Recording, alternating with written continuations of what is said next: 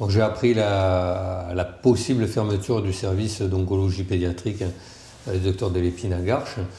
J'ai été surpris comme certains de mes confrères d'ailleurs, parce que c'est un service qui était connu, remarquable, et le travail qui est fait dans ce service d'oncologie pédiatrique est unique en France. Il y a peu de services d'oncologie pédiatrique, il y en a essentiellement un dans chaque grande ville. Et on se pose des questions, pourquoi ce service se fermerait? Est-ce qu'il n'y a pas assez de malades? C'est pas le cas. Il y a suffisamment de malades, suffisamment d'enfants à être soignés. Pourquoi ils ferment?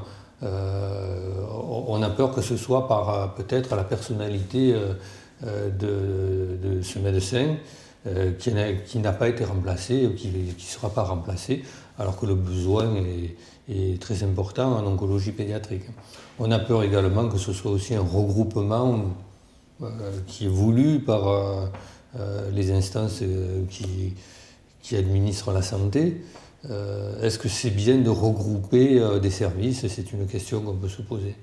Si on considère qu'il doit fermer suite à la pratique de ce médecin, pourquoi ne pas la remplacer? Pourquoi ne pas utiliser d'autres médecins qui viendraient d'autres centres pour travailler dans cette unité, hein? Donc c'est des questions qui devraient amener des réponses. Comment on a expertisé l'activité du docteur Delépine? Comment on peut mesurer l'efficacité d'un service d'oncologie pédiatrique? De ce qu'on observe, que les malades qui sont soignés dans ce service sont aussi bien soignés que dans les autres centres spécialisés en oncologie pédiatrique. Des services marginaux en France comme ça, il y en a d'autres, hein. Ce sont des établissements de proximité, hein. Il y a des établissements de proximité, il y en a encore en France, hein. Moi j'ai travaillé dans plusieurs établissements très prestigieux à l'Institut Gustave Roussy à Paris, hein. J'ai travaillé au Centre anti-cancer de Marseille, mais j'ai travaillé aussi dans des établissements de taille plus humaine, et il y a ces établissements qui rendent des services aux malades atteints de cancer, que ce soit les adultes ou les enfants, des établissements où on peut traiter des malades d'une certaine façon un peu plus adaptée à la personne et un peu moins dans le cadre de protocoles thérapeutiques qui traitent plus des populations de malades que des malades individuels. Ça, c'est le problème des protocoles. Au jour d'aujourd'hui, quand on soigne les malades du cancer, on est soumis à la loi du plan cancer, hein, qui impose à tous les médecins de faire ce qu'on appelle une réunion de confrontation pluridisciplinaire pour que plusieurs médecins cancérologues puissent choisir le traitement le plus adapté aux patients. On le fait tous, on le fait depuis longtemps dans notre formation d'étudiants, on faisait ça déjà depuis très longtemps. Mais il ne faut pas que ce soit une contrainte, il ne faut pas que ce soit une obligation, parce qu'il y a des cas particuliers. Lorsqu'on doit soigner une personne, ce n'est pas un protocole théorique qui doit s'appliquer, mais c'est bien un traitement qui doit s'appliquer à cette personne. Et on est toujours gêné lorsque la RCP impose un protocole qui n'est pas adapté à la personne. Donc au jour d'aujourd'hui, il faut essayer, en plus de la RCP, de choisir des traitements beaucoup plus à la carte, et on a du mal à le faire, parce que maintenant, effectivement, si on n'est pas dans un protocole établi par des experts, on a l'impression qu'on ne soigne pas de la bonne façon, alors que en pratique, c'est un peu l'inverse. Il faut pouvoir adapter ces protocoles à la personne. Moi, quand j'ai commencé mon internat, mon clinica, quand j'étais devant des lits pour soigner des malades cancéreux, j'ai travaillé pourtant dans des grands centres, on avait, il me semble, un peu plus de liberté pour choisir le traitement qui nous paraissait le plus adapté. Et lorsque ce traitement était dans un protocole, on pouvait adapter ce protocole avec plus de facilité qu'au jour d'aujourd'hui. Au jour d'aujourd'hui, il y a des conditions techniques et administratives complexes pour l'utilisation de médicaments, le rajout de médicaments, et même la place de la chirurgie, par exemple, qui avant était en fonction de ce qu'on pensait possible, ce que le chirurgien pouvait faire. Au jour d'aujourd'hui, la place de la chirurgie, elle est décidée par des médecins qui ne sont peut-être pas les chirurgiens qui vont opérer les malades. Donc aujourd'hui, c'est quand même, on a vraiment l'impression que c'est plus difficile qu'avant d'obtenir cette liberté de choix du traitement. Moi, je ne traite pas les enfants, je traite plutôt des adultes et des personnes âgées. Au jour d'aujourd'hui, on a des choix difficiles lorsqu'on est devant un diagnostic comme la leucémie aiguë d'une personne âgée. La leucémie aiguë, c'est une maladie qui va entraîner la mort à court terme dans les mois qui vont venir chez la personne âgée. On a plusieurs choix à lui proposer, soit le choix de la chimiothérapie d'induction des leucémies, ça veut dire qu'il faut l'hospitaliser dans un service spécialisé pour lui faire une chimiothérapie qui va faire baisser ses globules blancs très bas. La personne va être hospitalisée avec des conséquences difficiles pour elle et sa famille et ne pourra pas rester chez elle. La deuxième solution, c'est utiliser un médicament dont le nom commercial est le Vidaza, qu'on peut utiliser en voie sous-cutanée, mais pour pouvoir traiter cette maladie à peu près de la même façon, avec des résultats qui sont peut-être un peu moins bons que la chimiothérapie, mais qui sont compatibles avec une vie à domicile. Pour pouvoir utiliser ce médicament, il faut quand même passer par l'hôpital, parce que le médicament n'est délivré que par l'hôpital, et par l'hôpital qui soigne le malade. Donc aujourd'hui, on ne comprend pas pourquoi on ne peut pas user d'une liberté pour choisir un traitement plus adapté à la personne, quoi.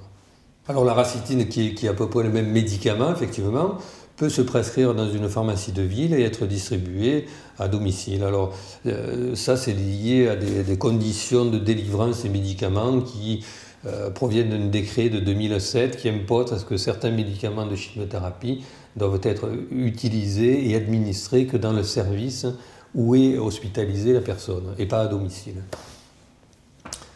Donc c'est une contrainte, c'est un manque de liberté et ça rend les choix difficiles parce que lorsqu'on choisit ce traitement, ça veut dire automatiquement une hospitalisation pour des personnes qui sont souvent et qui ne peuvent pas être hospitalisées. Et donc on va diminuer leurs chances de traitement et de chances d'améliorer leur survie. Il y a un autre exemple sur les difficultés aujourd'hui de choisir des traitements, c'est l'exemple d'une maladie en hématologie qui est connue, qui est le lymphome. Le lymphome qui peut être hodgkinien ou non hodgkinien, c'est une maladie dont le traitement a été bien amélioré avec un nouveau médicament, un anti-CD20, mais la chimiothérapie de base du lymphome est la même comme on faisait dans les années 70. En 1974, c'était le protocole CHOP. Aujourd'hui, la plupart des lymphomes de haut grade, se traitent avec la même chimiothérapie. Et pour pouvoir donner cette chimiothérapie et ce nouveau médicament anti-CD20, en principe, on devrait pouvoir le faire de façon très libre. Et pourtant, pour soigner un lymphome aujourd'hui, la plupart des protocoles préconisent de ne pas utiliser ce traitement de référence, mais d'utiliser des nouvelles alternatives avec des nouveaux médicaments dont on n'a pas encore établi l'efficacité. Et on est obligé un petit peu de faire de l'expérimentation de première ligne, alors qu'on pourrait donner un traitement qui a fait ses preuves sans passer automatiquement par l'expérimentation. On est un peu dans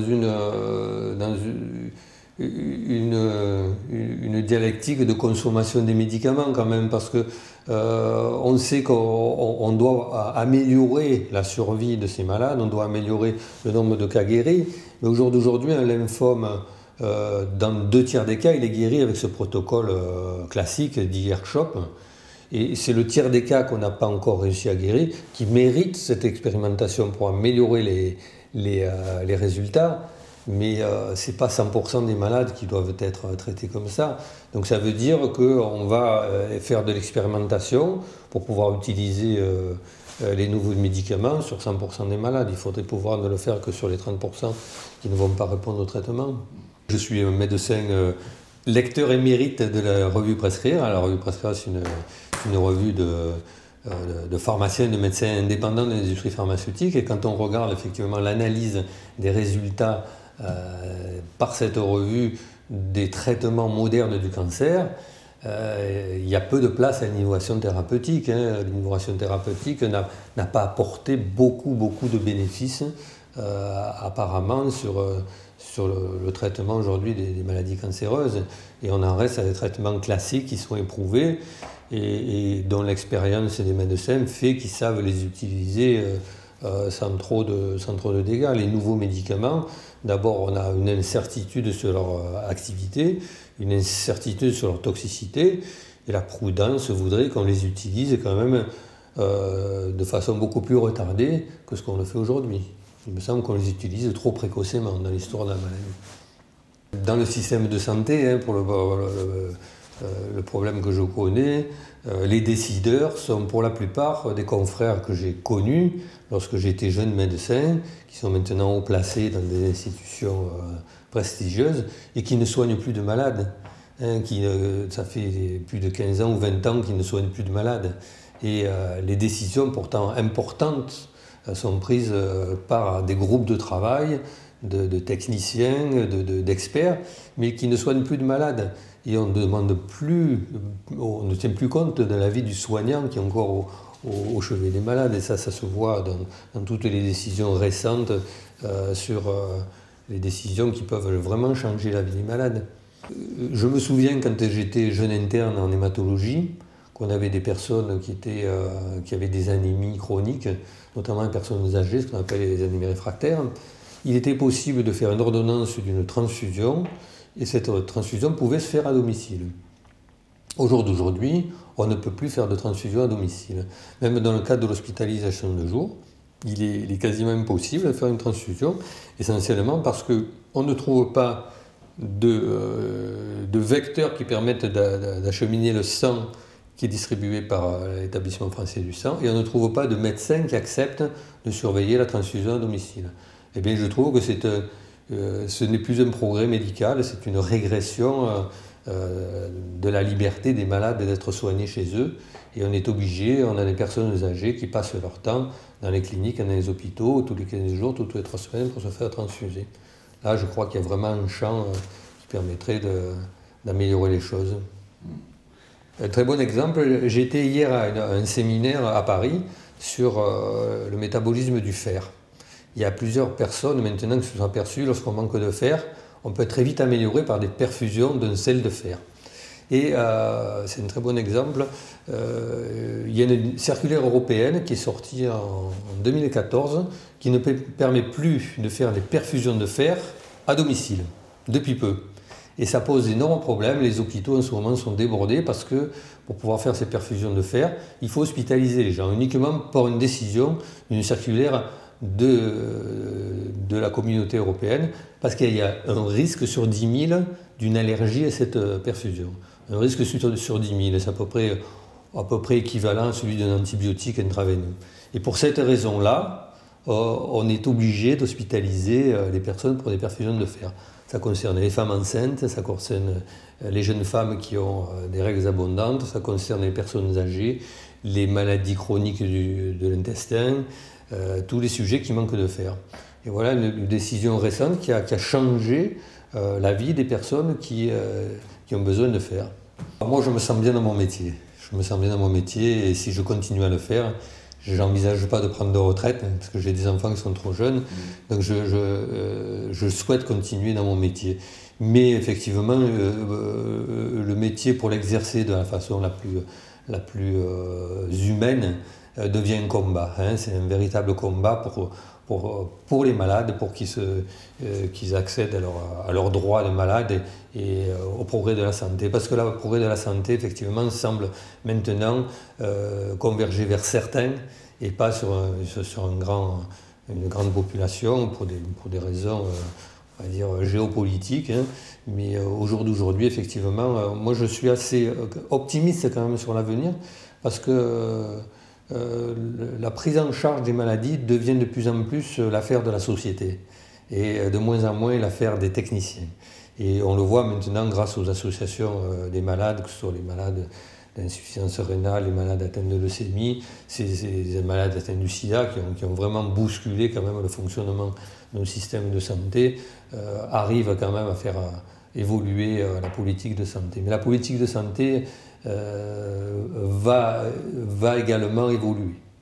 À mon avis, il y a deux éléments qui vont la faire évoluer. Le vieillissement de la population, donc le fait qu'on aura de plus en plus de personnes qui vont être de plus en plus demandeuses de soins, et notre société devra s'y adapter assez rapidement. Oui. Alors ça, c'est le problème de la démographie aussi, qui n'a jamais été vraiment anticipé, quoi. On est dans une situation... Alors là aussi, ce n'est pas le nombre de médecins qui compte, c'est le nombre de médecins soignants, c'est-à-dire les médecins qui sont vraiment au lit des malades.